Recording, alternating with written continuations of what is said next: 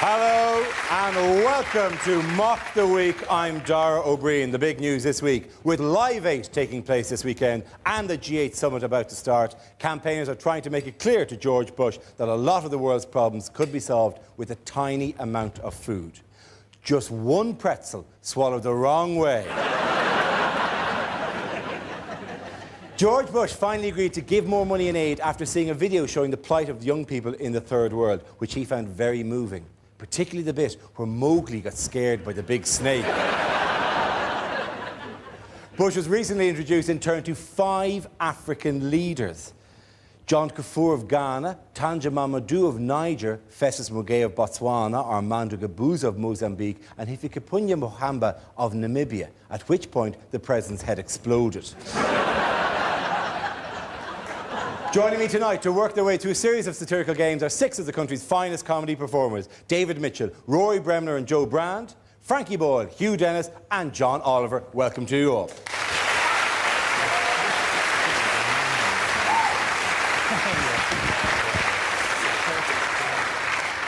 Let's kick off with a round called Headliners. I show the team the photo of someone who's been making the news this week, along with the initial letters of a newspaper headline. The teams have to tell me what the letters stand for. This one is for both teams. Here's a picture of Tony Blair and Home Secretary Charles Clarke. So what does BWCB stand for?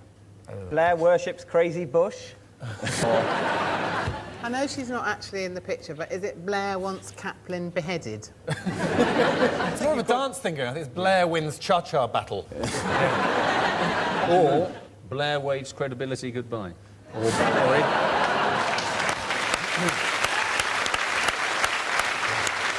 Which they clapped, even though goodbye begins with a G. Can I just say that is the level... That's satire. No, that's not satire. That is the level of literacy in this country. You've got to do something. Is it boyish wave camouflages bullshit? Or is it burn the witch, Sherry Blair?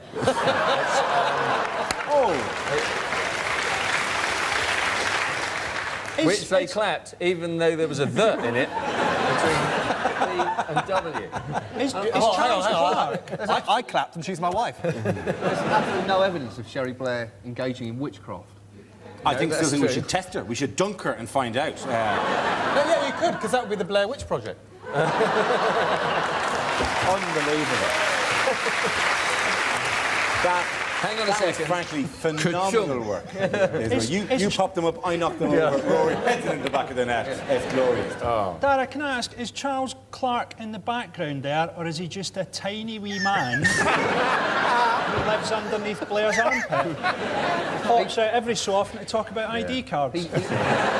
Or is it Britain wants Calais back? I think it's a reasonable demand. If we talk, if the CAP's on the table and the rebates on the table, let's put Calais on the table as well. What do you mean Calais back? When did you have Calais? We had Calais. Agincourt, have you forgotten? We had Calais right up until quite a long time ago. Calais fell during the reign of Queen Mary I, and she said she died, she had Calais written across her heart. It was ours. What have you ever owned? Well, we had some stuff, then you came along and took it.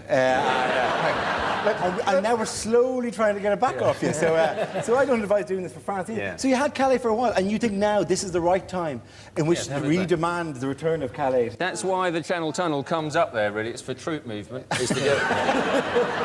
The sudden march on Europe by the panel is quite scary, isn't it? OK, Blair wrong, cards bad. I think it is about ID cards. Is it Blair wins card backing? Actually, it is Blair wins card battle, which refers to the vote this week in the House of Commons on the proposed identity card bill, which was passed by just 31 votes. You in favour of this? You know, Of I'm ID totally cards? in favour of ID cards. Often I wake up in the morning and I think, what is my identity? All I have to tell me are all the cards in my wallet and what my face looks like in the mirror.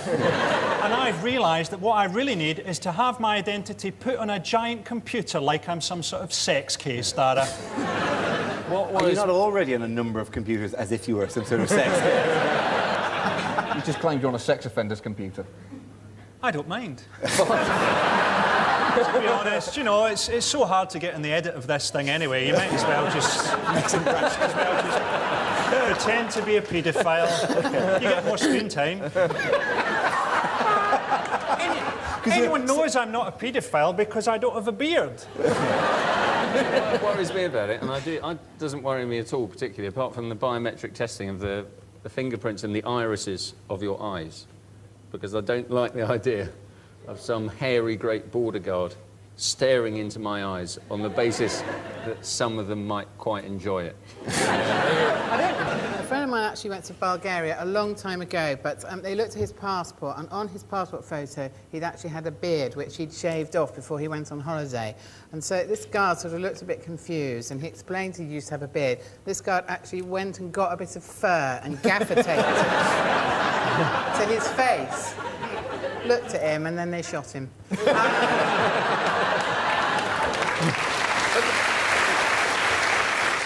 If the bill becomes law, every adult in the UK will need to be issued with an ID card, except for the Queen, who's already got one. It's called a fiver.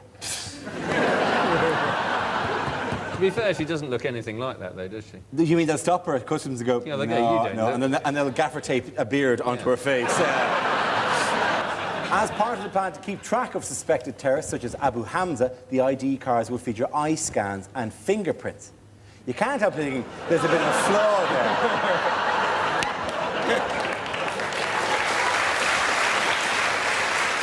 The winner of that round was Rory's team.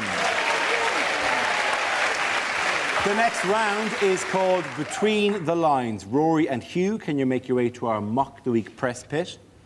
In this round, one player takes the role of a famous person making a speech, while the other says what they really mean. Rory, you are George W. Bush making his TV address to the nation. Hugh, tell us what he's really saying.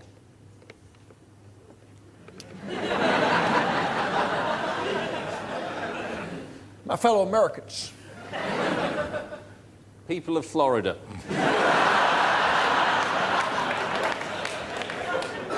2 years ago, I declared that hostilities in Iraq were over. Unfortunately, nobody told the other side. See, we proved them wrong in Iraq. They said there was no link between Iraq and Al-Qaeda. There is now. What people have to understand is the problem was essentially our lack of intelligence. People have to understand the problem is essentially my lack of intelligence.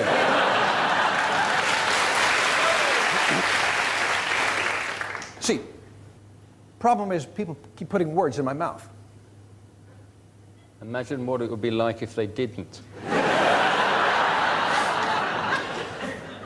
But we will stay in Iraq until the job is done. We will stay in Iraq until the oil is finished. Very good. Both of you, congratulations. Rory and Hugh. Points for everyone. Sit down. Now we play a round called Spinning the News, which involves everybody. So if you could all move over towards the performance area, please. We spin the wheel, and when it stops, anyone can step forward and try to make us laugh about the subject it's landed on. If I judge the player's got a big enough laugh, he or she gets to sit down again. The first team to have all its players sitting down at the desk wins the round. OK, let's have our first topic. It is, of course, national surveys. Anyone want to try something on that? Good man, Frankie. They've done a survey in America that says that Osama bin Laden is now more famous than Michael Jackson. And you think, yeah, but he puts a lot less effort into his videos, doesn't he? It really freaked the Americans out if he just threw in a wee moonwalk now and again, wouldn't it?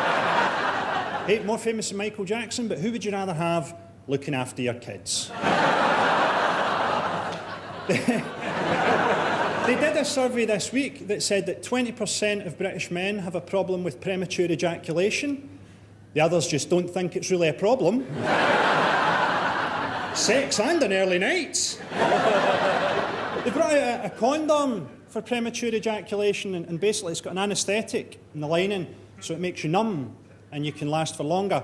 Or you can wear it inside out and you don't have to wake anybody up. Well done, Frankie. You can sit down. OK, let's spin the wheel again. The next topic is the Trafalgar celebrations. Rory's in. Yeah, this was this week's naval review of Portsmouth, which is quite embarrassing for the Queen because it just rubs in the fact that she hasn't got a ship. So they line up hundreds of ships and she goes, "Oh, that's a nice one. Well, have you got one in another colour?" Prince Philip loves these things because it gives him a chance to stand on a ship and shout, "Frigate!" Look, Philip, mind you, no, frigate, there, frigate, next to that f***ing destroyer, right? Very good, Rory, sit down, come on. Let's have another topic. The topic is the Olympic bid. John's in. We must win the Olympic bid. Because if we do, it will solve all our domestic problems. We currently have an immigration policy in Britain that is extremely racist. But when we win that bid, you watch the borders get relaxed for anyone who looks even half good at sport. They'll have time trials set up at Dover, just a guy with a stopwatch saying, "Look, if you can run 100 metres sub-10, I've got a passport with your face on it right here." 9.79, welcome to Britain! Welcome to Britain! Well done, John, sit down. Let's spin the wheel again. The next topic is Diana. David's coming in. This week, Simone Simmons, who makes her living by having been the friend of a dead woman, Princess Di, has come out with a startling revelation that two dead people once had sex. Obviously, before either of them were dead.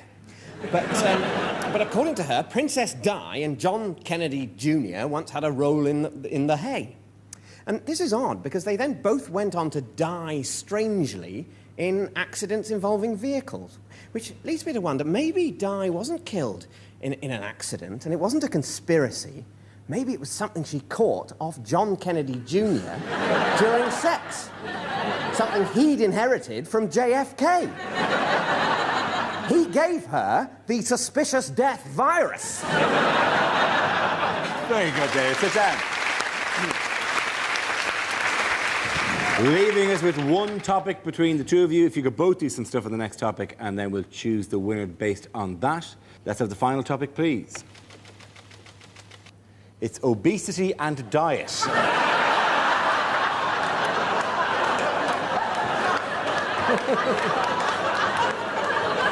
Hugh, would you like to go first? Now, we've got a major problem with obesity. In a recent questionnaire, 11% of the population were overweight, 25% of the population were obese, and 33% of the population ate the bloody survey.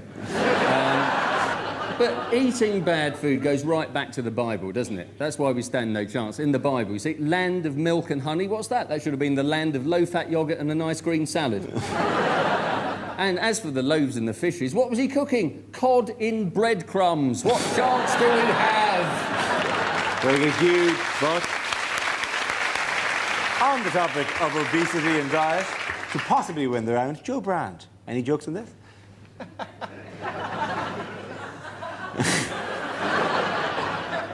I might just move the microphone stand because you won't be able to see me otherwise. See,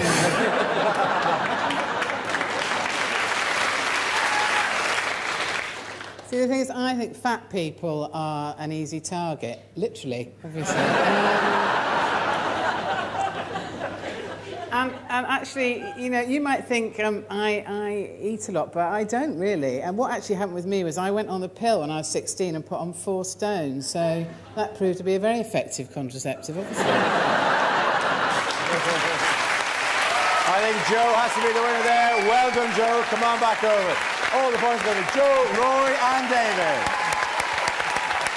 This round is called If This Is the Answer, What Is the Question? On the board are 6 categories relating to current events. For each category, I read out an answer, and the players have to guess what the question might be. David, do you want to choose? Yeah, can I have the environment, please? OK, the category is the environment. The answer is between 19 and 23. What is the question? Is it where the postman puts mail for number 27?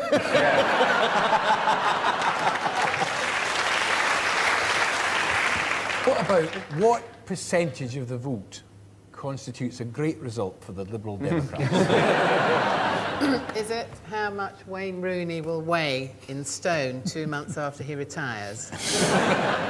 Is it where are the numbers 20, 21 and 22? Or, if you're Peter Stringfellow, how old is too old? Is it the number of times I'd listened to the Coldplay LP before slipping into a fatal coma? Is it how many people actually care about the environment? I mean, actually, genuinely care. Don't say they care, but actually care about it. At a gut level. Well, let's face it, we all have far bigger and more tropical fish to fry. Greenpeace constantly thump on about how we must save this planet for our children, our children's children, and our children's children's children. But hold on, what if they don't have any children? Now, they might not want children. Let's not spend what is quite a lot of money on hypothetical children. Yeah. Also, I know kids, they like bikes. They like shiny red bikes. I promise you, you show a kid a clean rural stream and a shiny bike, and I'll show you a kid sitting on a bike whilst pissing in a stream. Are they not the future? So, you spray on. Is it the number of English counties likely to be underwater in 100 years' time? Yes, indeed. It's very, very close to that. Yes, it's very, very close to that. Jesus Christ! That's terrible! That was less a joke, more an alarming fact. I thought it was something ridiculously awful, but it's gonna happen. Oh, well. Night-night, my children's children. You can ride around on the bike in smaller and smaller circles on a vanishing piece of land. To be honest, Dara, in Scotland we have mixed feelings about global warming because we will get to sit on the mountains and watch the English drown. More pineapple, Huey! Oh, I've got a coconut here, I'm fine. The actual question I was looking for was by how many feet could, this is a very important part of the sentence, thank God for could that. sea levels rise if global warming causes the ice caps to melt? In truth, the effects of rising water levels upon Europe won't be fully known for years, perhaps decades. The only thing that leading climatologists have said for sure, Holland's f***ed. You're not scared about it then, are you? Are you petrified about this whole thing? Well, not now that you said it's going to be, what, 60 years? Fine, it's not my problem. As far as I'm concerned, there should be an official buck-passing ceremony for the environment. Every generation should just go to the other one. Sorry about that. That's going to blow up in your face anyway. So when your kids...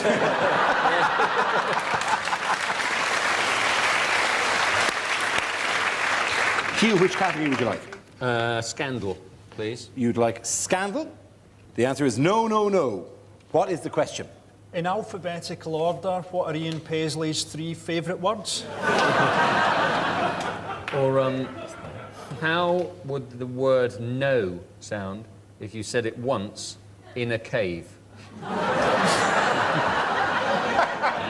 Is it the name of a new musical based on the life of John Leslie?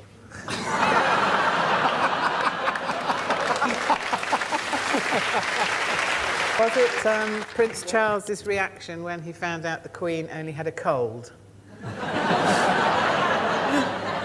I'll give you a clue. It's to do with football. Ah, well, it's thingy then, isn't it? Faria Alam.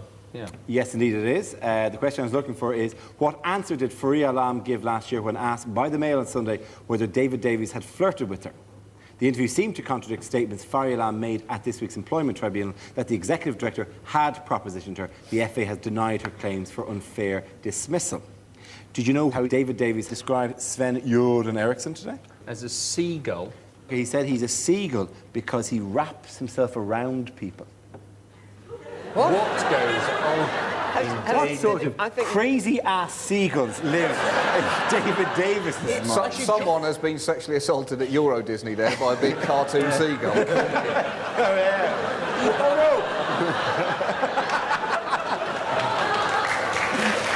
No pictures. When the No pictures. It's just great to imagine Sven-Göran Eriksson's dating technique. It's just to go to a restaurant and then suddenly go... Have you had enough foreplay? just hover around the place going, you finished with this yet?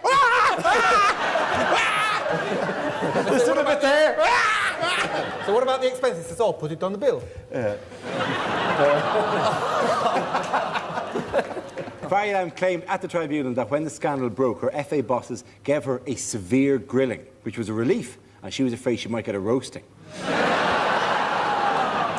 That's the end of the round. Difficult to gauge there, but I really think it's between David and Frankie going for the points of that one. So well done to both of them. This round is called Prime Minister's Questions. For the purpose of this game, I'll be the Speaker of the House of Commons. Rory, you're going to take on the role of Tony Blair. David and Joe, you're his Labour front bench colleagues. Hugh, you'll be a Conservative leader with your front bench, which is, of course, Frankie and John. You'll be taking a small story but treating it as if it's the heavyweight issue of the week. To start, I'd like to ask the Prime Minister for the government's reaction to the news that farmers have launched a campaign to get the term couch potato removed from the Oxford English Dictionary. They say the phrase makes the vegetable seem unhealthy and is bad for its image. Prime Minister? Yeah, Mr. Speaker, the House will wish to be informed of the campaign by the British Potato Council to have the words couch potato... I say potato. You may say potato, we say potato. Well, you know... in which case, let's call the whole thing off. Thank you. Can I congratulate the Prime Minister on his treatment of the word couch potato? My colleagues and I believe that the phrase couch potato, along with others such as sofa turnip and armchair carrot, are nothing less than an incitement to vegetable hatred. Well, I think, you know, I would accept those comments, but I would also, if I might, point out that the removal of words from the dictionary is actually not a new phenomenon. I myself have removed the word socialism. The words trade union have also been removed, and last time I looked in the dictionary to find the words weapons of mass destruction, I couldn't find them. Aren't there other words that it would be better for farmers to take out of the dictionary? Words such as over-subsidised and sheep-shaggers. And talking of over-subsidised, what is the government going to do about the enormous number of French fries which may appear in this country, along with Swedes and sprouts from Brussels?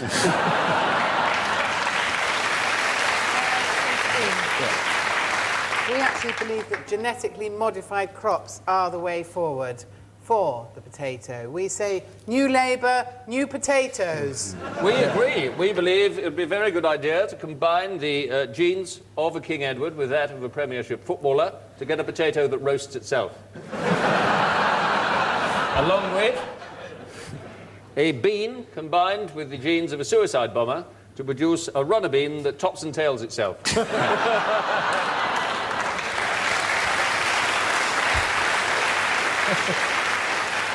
The party opposite can trade potato puns as long as they like, but when the chips are down,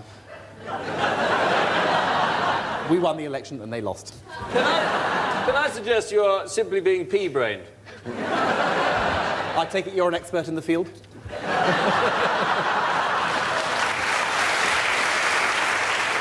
I certainly have ploughed that particular furrow yet. You see, I mean, this is... Yeah, oh, yeah. Huh? I can't think that you've gone to seed. No. All right. You know, I tell you, I look at the party opposite, and what do I see? I see 1 potato, 2 potato, 3 potato, 4. What will the party opposite do about the disputed territory of Kashmir?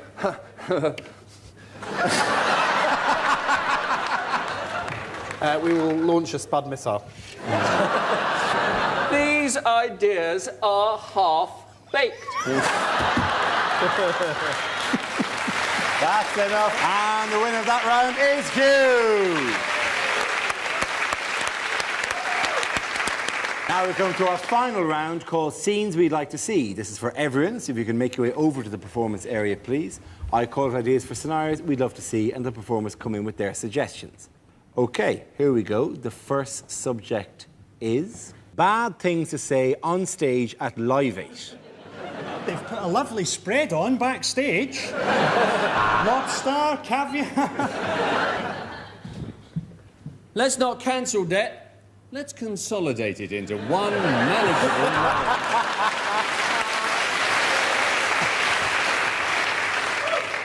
I'm Michael Howard, and this is my rap for Africa.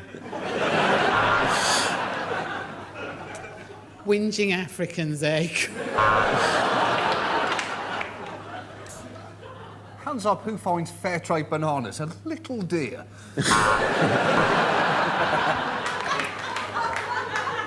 A lot of people complain that there are no ethnic minorities at this gig, but no, here they are, the black and white minstrel shows. OK, the next topic is what the voices in Prince Charles's head are saying. Charles, this is the plants. You've betrayed us again. We're going to kill your new wife, too.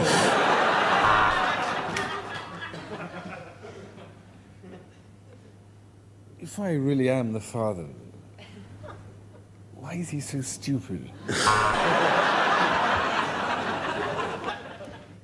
How much would it cost to turn Windsor Castle bouncy? Kill a swan, they can't touch you for it. Nazi uniform. No, that was funny. So what if she's your mother? Just press the pillow over her face and count to 100. Very good. The next topic is inappropriate things to say on winning Wimbledon. Mr. Blair, this is for Iraq. 3 sets, no smell. That's Palmolive. Thanks very much, but I've actually come here to talk to you about Jesus. That Nandrolone's great stuff, isn't it? This is fantastic. In some way, it compensates for my lost childhood, my dysfunctional family, and the fact I'm so stressed I haven't had a period for 7 years.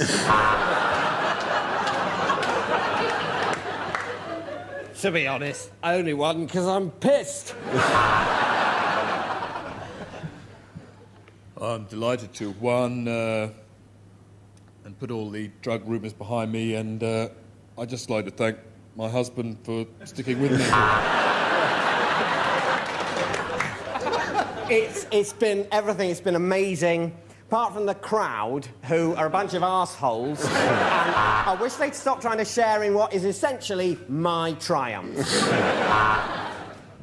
I just got a blowjob in the dressing room from a womble.